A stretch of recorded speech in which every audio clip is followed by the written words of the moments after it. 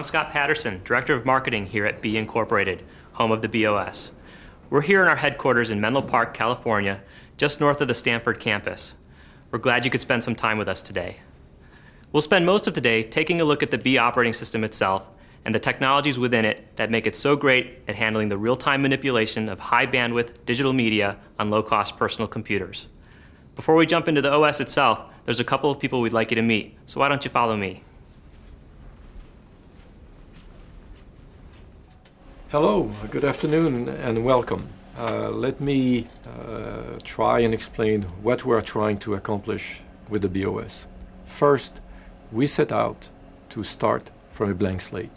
This frees us from all the layers and layers of bug fixes and improvements that you see as sediments on older operating system platforms and make them slower, harder to debug, and really make it difficult to make the best of new audio and video technology, which is what we are concentrating on. With the BeOS, we are trying to create the ideal platform for the development of a new breed of new digital media applications. You've seen the success of Linux, so if you want a soundbite to summarize what we're trying to accomplish, we're trying to become the Linux of audio and video applications.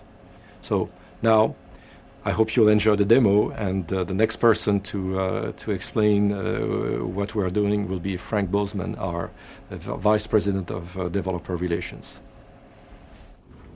You're about to see a demonstration of the BeOS, the operating system we've built from the ground up to be the best in the world for people working with today's rich media, audio, video, and images.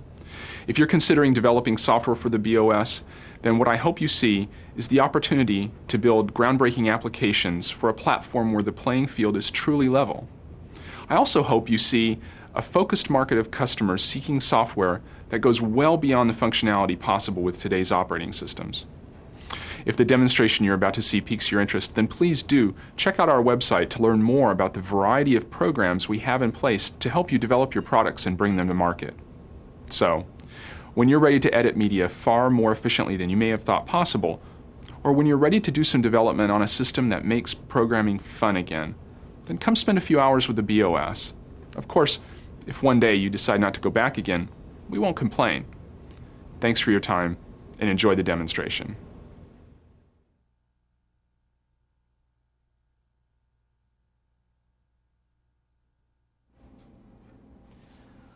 We're ready to take a look at the BeOS, but before we jump right in, I'd like to tell you a little bit about the computer so you can gauge the performance that you see.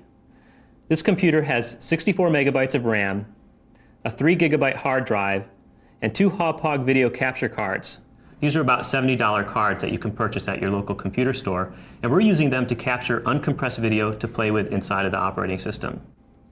Everything you see on the screen will be done in software. There's no additional accelerated hardware. The only unique thing about this computer is the processor, rather the number of processors. We're utilizing a dual Pentium 2 system running at 266 megahertz. Although we'll utilize both processors for most of the demo, at times we'll turn one off so you can gauge how the system runs on a uniprocessor machine.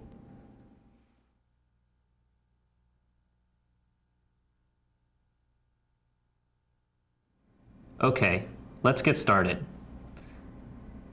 We haven't made any radical user interface changes in the BeOS. The idea was to make the learning curve of the BeOS as gentle as possible. So there's a familiar concept of disks, folders, which you double-click on, and files and folders inside of those.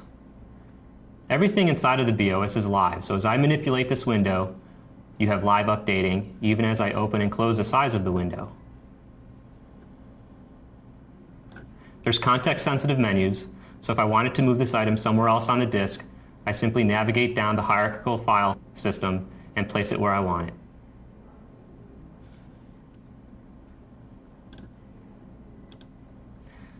This utility up in the corner is called the desk bar. It does a number of things. The first and most obvious is it keeps a list of your currently active applications. If I run the clock application, you'll see it's listed in the desk bar. I can customize the look and feel of the desk bar, placing it on almost any fringe of the screen. I can compress it, place it along the top of the screen, in any corner along the bottom, and I'll leave it up here in this corner, which is where I'm used to using it. One thing we strive for in the BeOS is a very responsive user interface. The way I'll demonstrate this is by bringing up a number of items on the screen at the same time. First, I'll launch a sound. This is a 16-bit stereo audio file being played at 44.1 kilohertz off the hard drive. Even though we're playing this audio file, I can move windows around the screen, access menus, launch applications. I'll launch our CPU monitor, as well as our Mandelbrot. I can iterate in real time down on the Mandelbrot, and even bring up a movie. The first thing you'll notice as I move this movie around the screen is that nothing stops processing. The movie continues to play all of its frames. The audio continues to play without any glitches. You can have up to 9 virtual workspaces inside the BeOS. I'll bring up the Workspaces Preference panel. And the best way for me to really demonstrate this is also to bring up the Screen Preferences panel. Here I'm working in a workspace in thousands of colors, and if I switch to Workspace 2 and then drag the Screen Preferences panel across, you'll notice this workspace is in 256 colors. And if I go to the third workspace and drag across again, we're working in millions of colors. This is a great way to organize how you work with your applications, perhaps productivity in one window, video editing in another. It's also a great way to preview graphics in different color depths. I'll bring up a graphic, and you can see what it looks like in millions of colors. And if I simply switch to the 256 color workspace and drag that graphic across, you can see what it looks like on an 8-bit machine across the internet.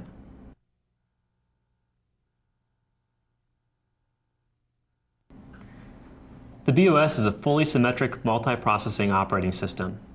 That means that the entire OS, from kernel to applications, can take advantage of more than one processor in a system. In fact, the BeOS has been run on systems with up to 8 processors. This means as you go from 1 to 2 processors, you get a nearly 100% increase in performance. This application that I'll show you, Cinema 4D, takes advantage of the symmetric multiprocessing in the BeOS. I'll load up an image.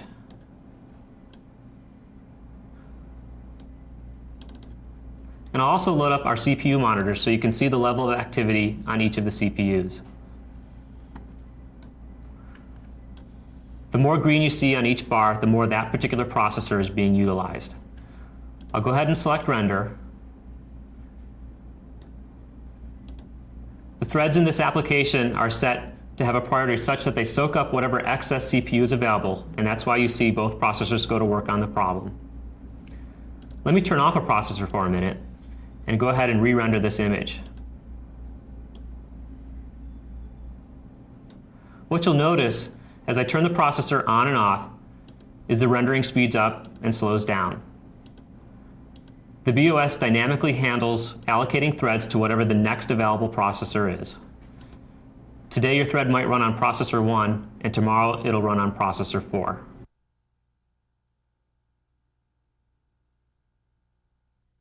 The BeOS implements protected memory. Applications and even the operating system processes themselves all run in their own protected memory address space. This means no single misbehaving application can take down the operating system or any other application. We've intentionally crashed an application inside the B operating system. What you see on screen is the resulting error message. Although this application is crashed, we can still run other applications. I'll go ahead and launch a movie and the clock application. We can return to our error message and get details about the crash, exactly what happened and where, and even go into the debugger. At this point, we could do things like seeing the state of the memory at the time of the crash. As soon as you exit the debugger, the BeOS cleans up and you can launch that application again.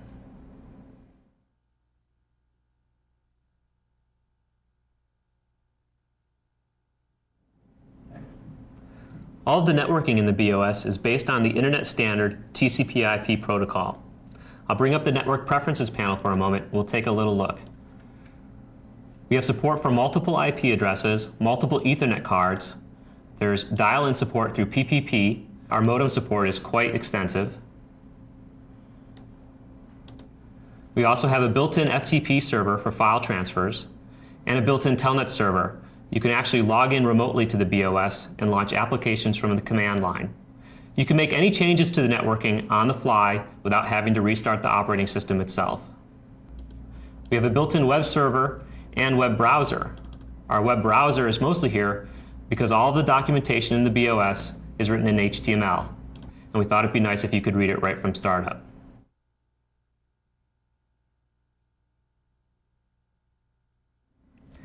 We refer to the BeOS as the MediaOS. That's because it's been designed from the ground up to handle the real-time manipulation of high-bandwidth digital media, such as graphics, audio, and video. Let's take a look at graphics. I'll bring up this 3D book. And what you can see is I can manipulate the pages in real time with good performance, turning them back and forth, whipping and warping them corresponding to how hard or how soft I pull the mouse. A gray book is pretty boring, so let's dress it up a little bit. I'll put this image here and this image down here. Now when I grab the pages, you'll notice that the image stays nicely mapped to the available surface of the page, no matter how hard or how soft I pull the mouse. We're not limited to static images. I can grab a couple of movies here, place one here and one here, and again grab the page and turn it back and forth. What you'll notice is the movie continues to play while it's being mapped to the available surface of the page. Things don't stop processing just because I'm utilizing this one object.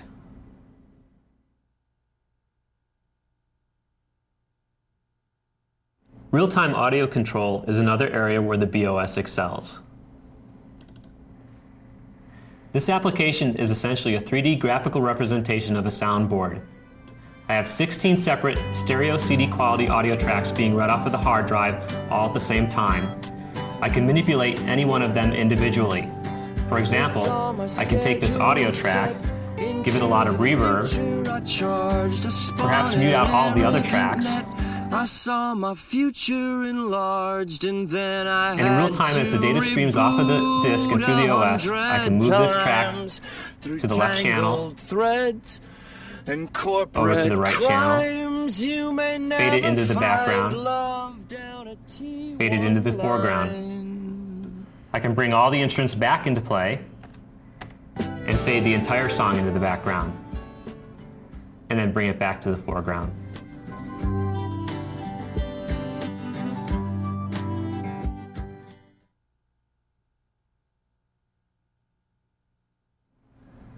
The BeOS also handles the viewing and real-time manipulation of video. You can simply watch TV on your PC. We preserve nice motion on the screen even as you move this video window around. You can resize the window, and in this case, we don't lose a single frame. I can even have windows fall in front of a video window, and we do intelligent clipping.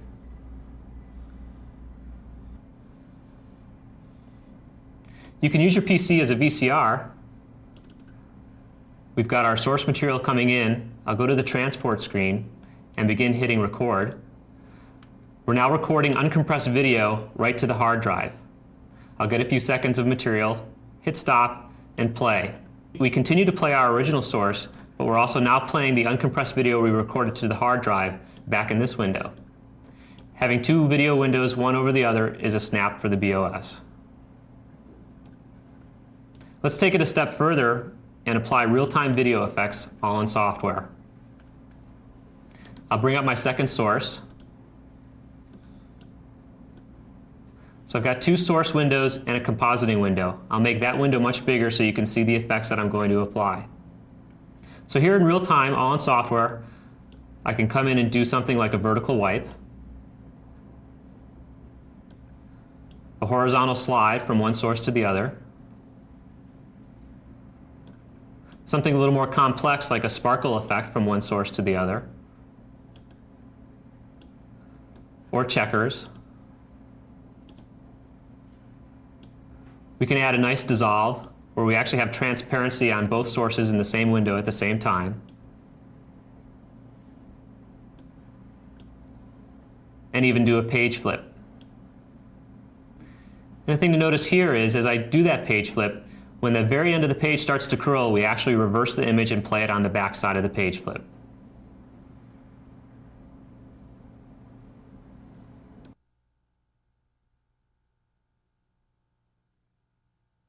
Although we've seen some great performance so far, we haven't really stressed the B operating system out just yet.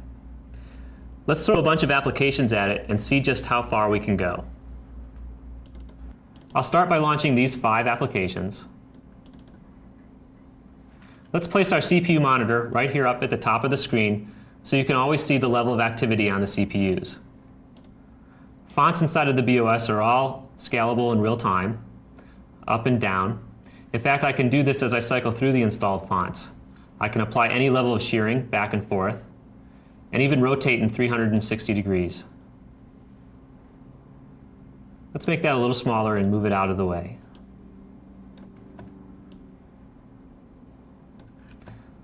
We've got our Minesweeper down here, and also our web browser, which I'll send off to the B homepage. We'll make our Mandelbrot a little smaller and iterate down on that and place it over here. Let's bring up some TV as well. I'll make that a little bit smaller and place it down here.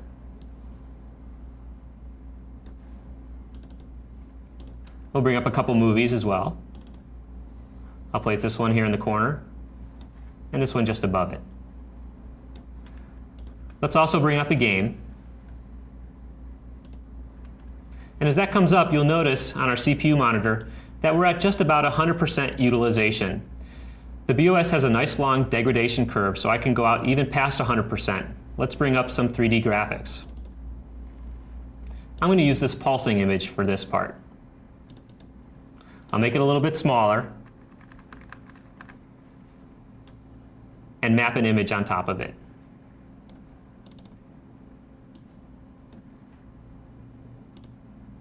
So even though we're out past 100%, I'll turn off one of the processors, effectively halving the performance of this machine. And what you'll notice is applications don't come to a screeching halt. Our video source continues to play at full 30 frames a second. Our movies are continuing to play smoothly. You'll notice that the pulse animation is starting to get a little bit staggered, but that's because we do intelligent prioritization of threads. As soon as I turn this processor back on, you'll notice that the pulse animation speeds up again. I'll turn the processor back off and back on again. The most important thing to note here is that even though we're having the performance of the machine, we still have a stable operating system. Well, that's the end of our demo and our day here at B. If you take away anything, we hope it's this. The BeOS is designed from the ground up to handle the real-time manipulation of high-bandwidth digital media on low-cost personal computers. If you'd ever like to stop by for a personal visit, we give live public demonstrations of the BeOS every Friday afternoon. Just sign up through our website. Thanks a lot.